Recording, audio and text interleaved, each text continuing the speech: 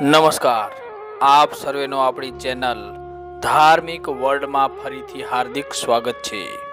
મિત્રો, ચૈત્ર સુદ નોમ એટલે રામનવમી. આ દિવસે ભગવાન રામનો જન્મ થયો હતો. ભાવિક ભક્તજનો આ દિવસે વહેલા ઉઠી નાઈ ધોઈ મંદિરે જઈ શ્રી રામના દર્શન કરે છે. આખો દિવસ ઉપવાસ કરે છે, ભજન કીર્તન કરે છે, ઠેક ઠેકાણે મેળા પણ ભરાય છે. લોકો આ દિવસને ખૂબ જ ધામધૂમથી ઉજવે છે.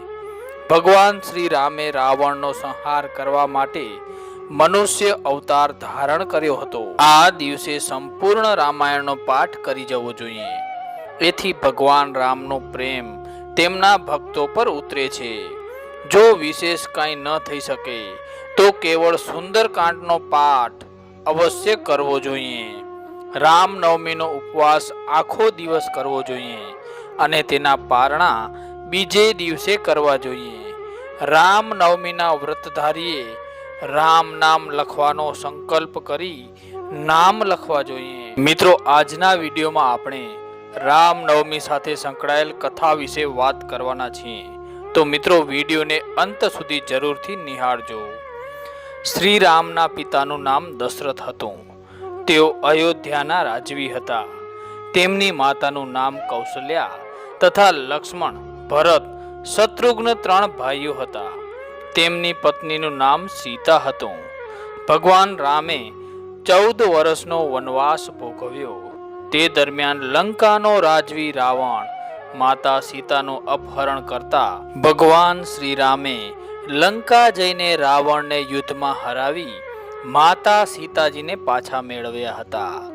ભગવાન શ્રી રામને એક પત્ની વ્રત હતું. તેમનું રાજ્ય સંચાલન ઉમદા હતું. આજે પણ રામ રાજ્યને આદર્શ રૂપે ગણવામાં આવે છે. મિત્રો, હવે રામનવમી સાથે સંકળાયેલ કથા વિશે વાત કરીએ તો કથા આ મુજબ છે. કાશીમાં શ્રી રામ જન્મ મહોત્સવ આનંદથી ઉજવાઈ રહ્યો હતો. ગોસ્વામીજી મહારાજ તુલસી ચોરા પરના મંદિરમાં રામ જન્મની આરતી કરી અને મંદિરની બહાર ટહેલતા હતા. લોકો સૌના ઘેર જવા લાગ્યા. તે દિવસે એક તેલી મરણ પામ્યો હતો. તેલીને ત્યાં નાતવાડાઓ ઊંચકીને તેને સ્મશાન ઘાટ લઈ જતા હતા. સાથે તેની સ્ત્રી હતી. તેલીની સ્ત્રીએ ગોસ્વામી મહારાજને જોયા એટલે તેણે નમસ્કાર કર્યા. હંમેશના નિયમ પ્રમાણે ગોસ્વામીજી મહારાજે સંત સહજ સ્વભાવ પ્રમાણે અખંડ સૌભાગ્યવતી થા એમ હાથ ઊંચા કરીને કહ્યું. ત્યારે તેલીની સ્ત્રીએ તેમને કહ્યું, મહારાજ, મારા પતિ મરણ પામ્યા છે.